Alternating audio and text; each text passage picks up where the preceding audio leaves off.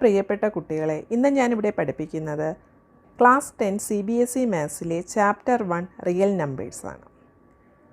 എന്താണ് real numbers, അതുപോലെ different types of നമ്പേഴ്സിനെ കുറിച്ച്, നാച്ചുറൽ നമ്പേഴ്സ്, ഹോൾ നമ്പേഴ്സ്, ഇൻറ്റിജേറ്റ്സ്, ഇതെല്ലാം തന്നെ നിങ്ങൾ നിങ്ങളുടെ പ്രീവിയസ് ക്ലാസ്സുകളിൽ പഠിച്ചിട്ടുള്ളതാണ്. അതുപോലെ റിയൽ നമ്പേഴ്സിനെ കുറിച്ചും നിങ്ങളുടെ 9th സ്റ്റാൻഡേർഡിലെ ഫസ്റ്റ് ചാപ്റ്ററായ നമ്പർ സിസ്റ്റത്തിൽ നിങ്ങൾ പഠിക്കുന്നുണ്ട്. അപ്പോൾ ഫസ്റ്റ് നമ്മൾ പണ്ട് പഠിച്ച ഡിഫറെൻറ്റ് ടൈപ്സ് ഓഫ് നമ്പേഴ്സിനെ കുറിച്ചും 9th സ്റ്റാൻഡേർഡിൽ പഠിച്ച റിയൽ നമ്പേഴ്സിനെ കുറിച്ചും ഒക്കെ ഒന്ന് റീകോൾ ചെയ്യാം. First natural numbers.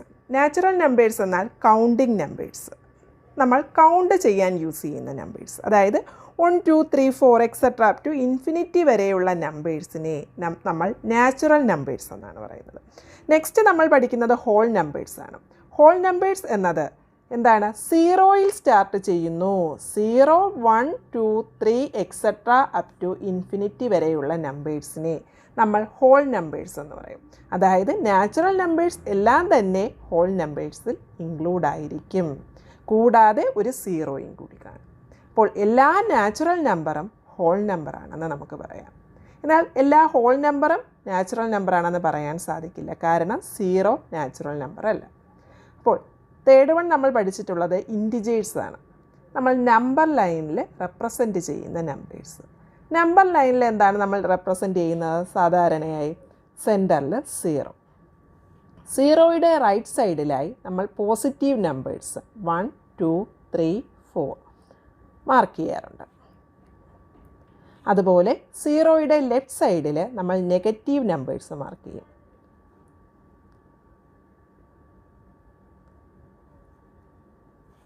അപ്പോൾ ഇൻറ്റിജേഴ്സ് എന്ന് പറയുമ്പോൾ പോസിറ്റീവ് ഇൻറ്റിജേഴ്സ് ഉണ്ട്, നെഗറ്റീവ് ഇൻറ്റിജേഴ്സ് ഉണ്ട്, അതുപോലെ 0 ഉണ്ട്.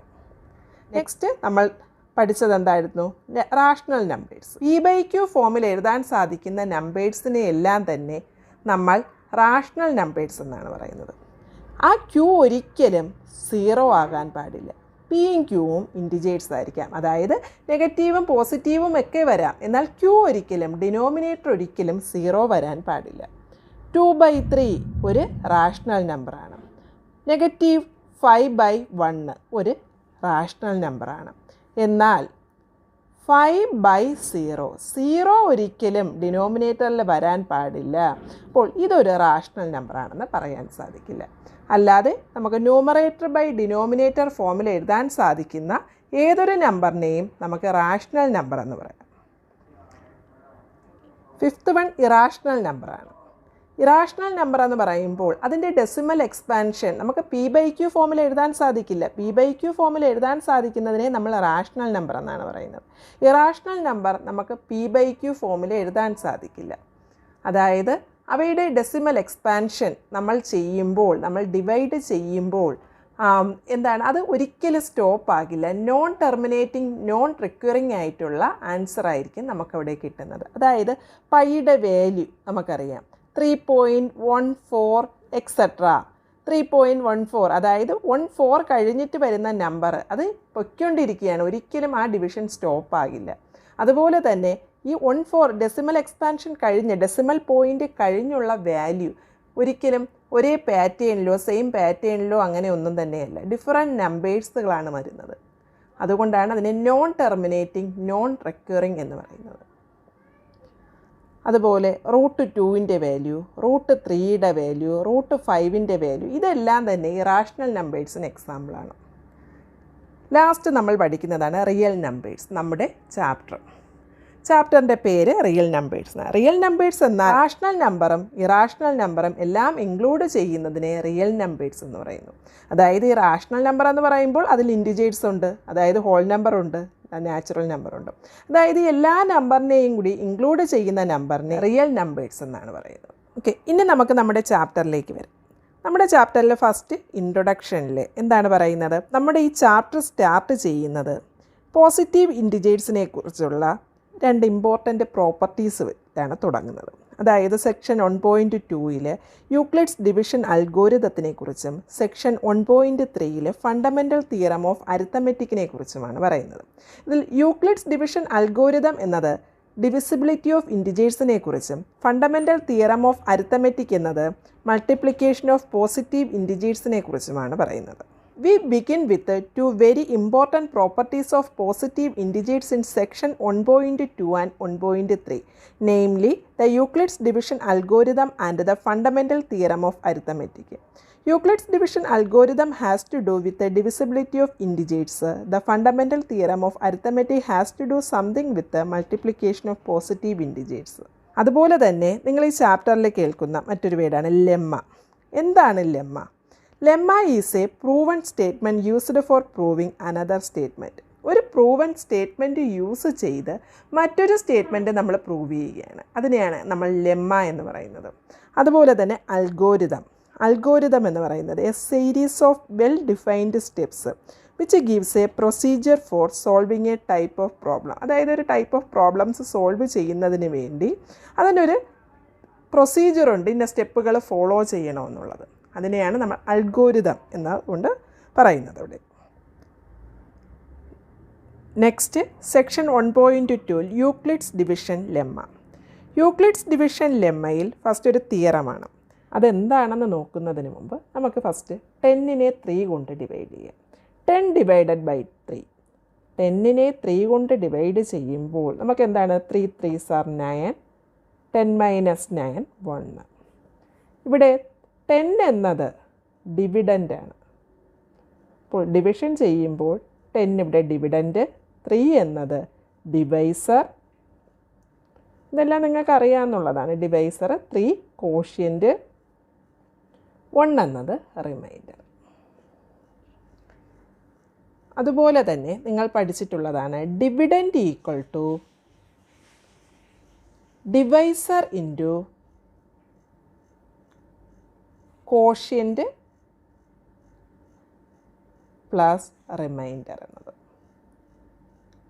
നമ്മൾ ഡിവിഷൻ ചെയ്തത് കറക്റ്റാണോ എന്ന് ചെക്ക് ചെയ്യാനൊക്കെ നമ്മളത് ചെറിയ ക്ലാസ്സിൽ യൂസ് ചെയ്തിട്ടുണ്ട്. Dividend equal to divisor into quotient plus remainder. അപ്പോൾ നമ്മുടെ ക്വസ്റ്റ്യനിൽ ഇവിടെ ഡിവിഡൻ്റ് എന്നുള്ളത് 10 ആണ്. അപ്പോൾ 10 equal to divisor 3 into quotient 3 plus remainder 1. അതായത് 3 ഇൻറ്റു 3 9, 9 പ്ലസ് 1 10. അതായത് ഇവ രണ്ടും ഈക്വലായിട്ട് കിട്ടി, ലെഫ്റ്റും റൈറ്റും. ഇത് തന്നെയാണ് നമ്മുടെ യൂക്ലിഡ്സ് ഡിവിഷൻ ലെമ്മയിലും പറയുന്നത്. അപ്പോൾ ഇവിടെ നമുക്ക് യൂക്ലിഡ്സ് ഡിവിഷൻ ലെമ്മയിൽ അവരെന്താണ് given positive integers A and B, എയും ബിയും എന്ന പോസിറ്റീവ് ഇൻറ്റിജേഴ്സ്. അതായത് ഈ 10ന് പകരം അവർ എ എന്നും 3ക്ക് പകരം ബി എന്ന്. അതായത് എ ബി എന്ന 2 positive integers. There exist unique integers q and r satisfying a equal to bq plus r എന്നാണ് പറഞ്ഞിട്ടുള്ളത്. അതായത് നമുക്ക് 10ന് പകരം എ റൈറ്റ് ചെയ്യാം, ഈക്വൽ ടു 3ക്ക് പകരം, അതായത് നമ്മുടെ ഡിവൈസർ 3ക്ക് പകരം ബി ഇൻറ്റു കോഷ്യൻ്റ് എന്താണ് ക്യൂ ആണ് പ്ലസ് റിമൈൻഡർ ആർ. അതായത് A is equal to B Q plus B into Q B Q plus R എന്ന് നമുക്ക് കിട്ടി. അപ്പോൾ given positive integers A and B, there exist unique integers q and r satisfying a equal to bq plus r. അപ്പോൾ അതിൽ നിങ്ങൾക്ക് ആർക്കും സംശയം ഒന്നും തന്നെ ഇല്ലല്ലോ, നമുക്കറിയാമെന്നുള്ളതാണ് ഡിവിഷൻ ചെയ്യുക. അപ്പോൾ അവിടെ 10നെ ഞാൻ എ എന്നും ഡിവൈസറായ 3നെ ബി എന്നും ഡിനോട്ട് ചെയ്യുകയും നമ്മുടെ കോഷ്യൻറ്റിനെ ക്യൂ എന്നും റിമൈൻഡർ ആർ എന്നും എടുത്താൽ നമുക്ക് എന്ത് കിട്ടും? A equal to B Q plus R എന്ന് കിട്ടും. അതുപോലെ തന്നെ നിങ്ങൾക്കറിയാമെന്നുള്ളതാണ് ഈ റിമൈൻഡർ എന്നത് എപ്പോഴും ഡിവൈസറിനേക്കാൾ ചെറുതായിരിക്കും. ഏത് ഡിവിഷൻ ചെയ്ത് നോക്കില്ല, ആ ഡിവൈസറിനേക്കാൾ റിമൈൻഡർ ചെറുതാകുമ്പോഴാണ് നമ്മൾ ഡിവിഷൻ സ്റ്റോപ്പ് ചെയ്യുന്നത്. നമുക്ക് കണ്ടിന്യൂ ചെയ്യണമെങ്കിൽ പിന്നെ ഡെസിമൽ പോയിൻ്റൊക്കെ കൊടുക്കേണ്ടി വരും. അല്ലാതെ നമ്മളെപ്പോഴാണ് ഡിവൈസറിനേക്കാൾ ചെറുത് റിമൈൻഡർ വരുമ്പോൾ നമ്മൾ സ്റ്റോപ്പ് ചെയ്യും. അപ്പോൾ ഈ റിമൈൻഡർ എന്നത് 0യും വരാം, ഡിവൈസറിനേക്കാൾ ചെറുതുമായിരിക്കാം. അതായത് ഇവിടെ 0യും വരാം, അതാണ് equal. 0 less than or equal to R less than B. അതായത് ബി എന്നത് നമ്മുടെ ഡിവൈസർ,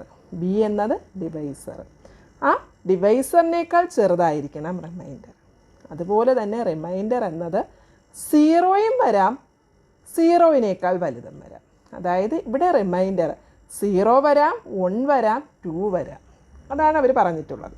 അപ്പോൾ നമ്മുടെ യൂക്ലിഡ്സ് ഡിവിഷൻ ലെമ്മ എന്നത് ഇത്രയേ ഉള്ള given positive integers a and b, there exist unique integers q and r satisfying a equal to bq plus r, 0 less than or equal to r less than b.